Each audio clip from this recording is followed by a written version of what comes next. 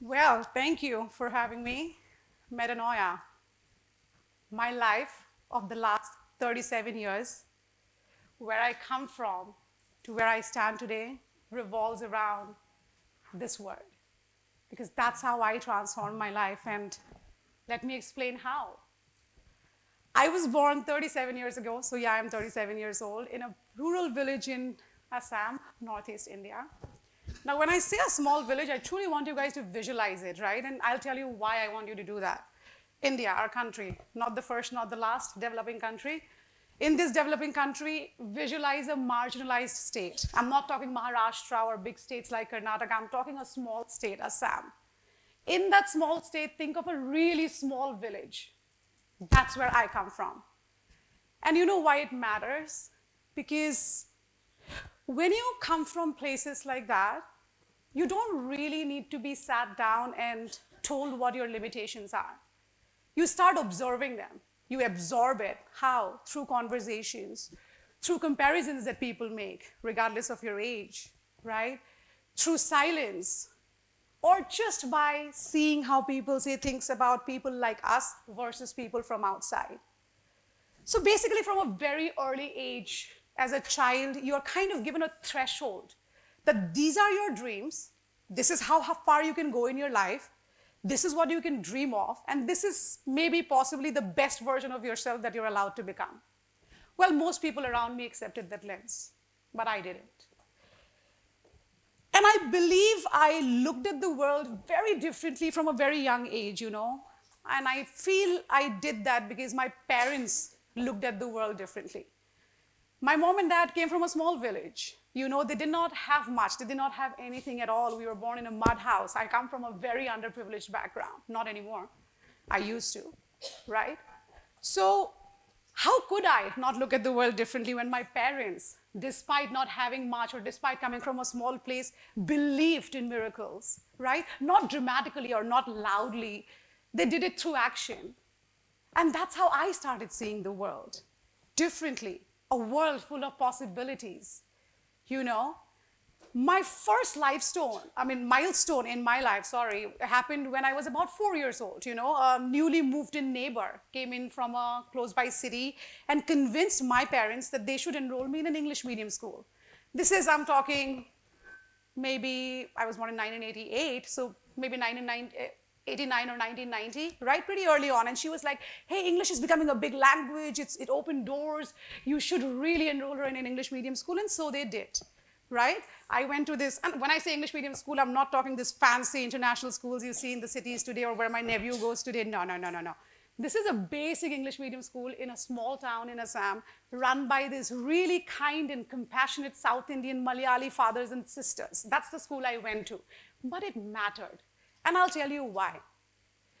As a 5-year-old girl, when you see that your family is investing in you, it does something to you psychologically. It tells you, wait, look at it. I'm worth this investment. I'm worth this effort. I'm worth the access. Because, you know, in the same household, I had my sibling, my older sister, and she went to an Assamese medium school, and they tried to transition her as well. But since she was older, it would mean dropping a year. And she didn't want to do so, so she continued in her Assamese medium school. So even in the same household, my life looked different. You see that? So I think at that point, without even realizing, the first seed was planted that maybe, just maybe, my life could be different, even though I sit here in one of the smallest villages in India. School, though, wasn't kind. I was the outsider, yes. I came from a mud house. My friends came from a concrete house. My dad had a scooter. They had a car. I came from a village. They all came from a town. But you know, looking back today, I don't think people disliked me because I was poor. I think they disliked me because I never behaved like one. I refused to. Okay, I'll tell you. I hardly had clothes. Nice clothes, don't even think about it, right? But I spoke about fashion like it was my world. I came from a village, but the confidence I had, unbeatable. And people don't like that. People don't like it when you come from an underprivileged background and you don't take their permission to shine. They will try to bring you down. They will ask you questions. But That was their lens, a lens that was inherited, a lens that's traditional, that's outdated. My lens was different. I did not need someone to come and tell me that this is how you're supposed to do things or that's how you're supposed to do things. I knew I was worth the risk. I was worth the investment. My mom and dad has imbibed that into me. And thank you to them, because not many Indian parents does that at such a young age, right? So grateful. I always loved fashion. I always loved modeling, but I had big thighs, thanks to my mom. I was not tall enough, okay? There were this bunch of 8 beautiful, gorgeous girls in my school, tall, lean, model-like, the ones that everyone wanted to be with. I, on the other side, invisible. No one wanted to be with me. You know, this village girl, father has a scooter, who wants to hang out with her, right? But I remember telling myself that, Rinima, one day you will become the version of yourself that you wish to be, just that you have to continue believing and seeing the world the way you do, because you seem to have a good attitude. So that's the lead you want to continue with, right? What they never understood is that I never wanted to be like them. I never wanted to be like anyone. I wanted to be like me, even though it might be the first one to be, you know? And then came Bangalore at the age of 16, after school was over. I had big dreams. I wanted to move to Bangalore. I wanted to have a big career, pursue higher education. And I looked at my mom and dad and I'm like, hey, you know what? I got to go. And they said, are you kidding me? We don't have the money. We cannot afford your tuition fee. We can't pay your rent. We can't do anything. I looked at both of them, and this is me, 16, just got out of my 10th grade, and said, don't you worry, I got it all sorted. I had nothing sorted. I'm 16. I don't have a job. I don't have savings. I mean, I don't know what I'm going to do. I have no clue, but I still said I did it. I spoke to people. I knocked banks to banks at the age of 16 to figure out if there was any way I could get an education loan. And my mom was a 3rd grade government employee, 3rd grade, a very low grade. My dad was a mechanic. We had a garage. So I didn't know if we were going to make it. So I begged the State Bank of India manager. I still remember. I said, please give me this 2.5 lakhs. I need to go to Bangalore. I need to get better. And guess what? My loan got approved. But now the worry was, who's going to pay the EMI? Who is going to pay your monthly fees or your rent or whatever? I said, don't you worry, I got to figure it out. I looked at life with a different lens again. I said, listen, this is Bangalore I'm going to. This city is booming right now. It's the next IT capital. There are MNCs. I speak a tad bit English. I'm 10th pass. Night shifts pays a lot. I'm sure I'll get a job. And that is exactly what happened. Within 6 months of landing in Bangalore, 2nd January 2006, 20 years ago, I landed my very first job in Delhi Internationals with an 11,000 rupees salary. That 11,000 rupees salary at the age of 16, or I think by now I'm 17, paid my rent, paid my monthly EMI, paid all the expenses I had to. Why? Same girl, same background, but different lens. I believed that I could go there and make a difference, and that's where it all starts, isn't it? This is me all being young and everything, and then relationships happened, right? Although it doesn't look like I'm a very strong woman today, but I wasn't the same before. Through all my platforms, I've never kind of shied away from saying or talking about the abuse that I have endured through my relationships. I got into an abusive relationship at the age of 17 and endured it for 15 plus years. People ask me, why didn't you leave sooner? I'll tell you all why. Imagine this, a girl who fought tooth and nail to come to a city, to make her mom and dad proud, to make a career out of herself, calls her mom and dad and says, hey, I'm 17 and I'm getting beaten up by this guy. What do I do? What do you think the first response of my family is going to be? Come back home, right? Because that's the only way they know to protect a girl. But then I looked at it a different lens again. I said, he messed up. Why am I facing the repercussions? Why am I leaving the city when I did not make the mistake? Wait, he's the one who's supposed to bear the consequences. And that lens did not just save me, it changed me, changed my identity, changed how I value myself today, and changed the way I chose my husband 5.5 years ago, right? I am happily married today. I chose a man who is not violent because that's basic according to me. That's the lens I chose, despite of what the world tries to show me.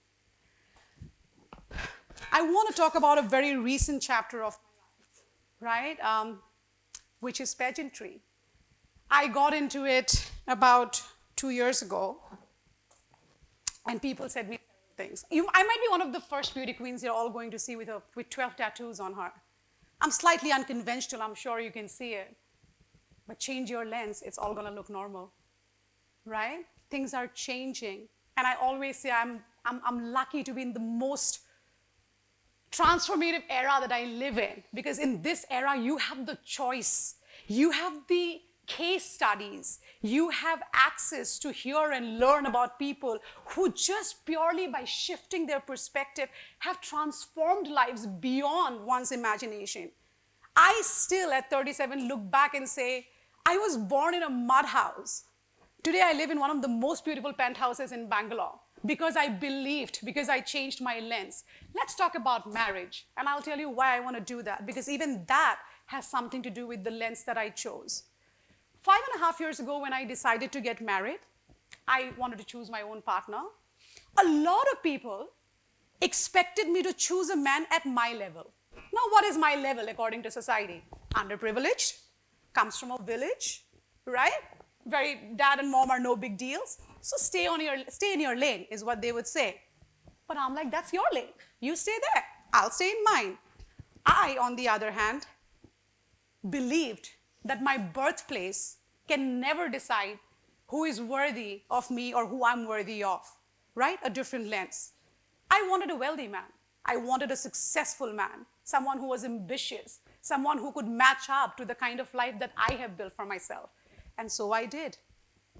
While the world wanted me to do something, I did what I believed or what I saw is right. Again, changing of lens. You see how it impacts every realm and every aspect of your life, from your childhood to your education, to my college, to my relationships, to my marriage today. And I know that it's going to continue for I don't know how many other years I live, right? I feel changing the lens it sounds easy, easier said than done, but it's very transformative. And that's why I'm sharing so much from my own life and from my own relationship, because that's the best success story, or that's the best story that I can share as openly as I could.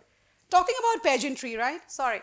So I tried pageantry 2 years ago, and people told me, are you serious? You want to go for pageantry? You're 5 feet 4 inches. Pageantry requires 5 feet 7. I have 12 tattoos. I am wheatish. And the worst of it all in the pageantry world, I'm from Northeast India. Not most of us make it. The representation that my region gets is not very admirable at this point, right? But again, that was their lens. They were looking at me with the lens that they wanted to, because in their head, a beauty queen is perfect, she's graceful, she's this. But according to me, a beauty queen was a real one, someone who was authentic, someone who doesn't shy away from sharing her life, because you only learn when we share, right? So I went ahead for my very first attempt, that was 2 years ago, and I did not get the desired result. In 2004, I still won, but they were willing to send me to something called as Mrs. Galaxy, while I was intending to go to Mrs. World. These are different franchisees. So I tried again this year, and I won, right? I won Elavida Mrs. India World. Today I'm doing my first TED Talk. Tomorrow I'm taking off to Vegas to represent India in the 41st Mrs. World, the very first Northeast Indian to make it there. It took 41 years for a Northeast Indian lady to make it to the Mrs. World category. I say this with utmost humiliation and embarrassment, because there's nothing to be proud of. For me, it is a very shameful thing, because Northeast has 8 states, which means millions of women and decades of talent. But 41 years, nobody made it there, not because there is no ability. They did not make it there because they did not believe that it was possible. And unless you believe that something is possible, unless you see that something is possible, you're never going to try. And guess what? If you don't try, history is never going to change. If I did not try, I wouldn't be the first Northeast Indian woman in history to make it to Vegas for the 41st Mrs. World. But I did it because I didn't believe that it wasn't possible. And that's why I say my life is a byproduct of how constantly and consciously I have chosen to change my lens based on the situation or based on the circumstances, you know? And I know that this is not just a story of me. It's unfortunately a story of almost every woman in every part of the world, isn't it?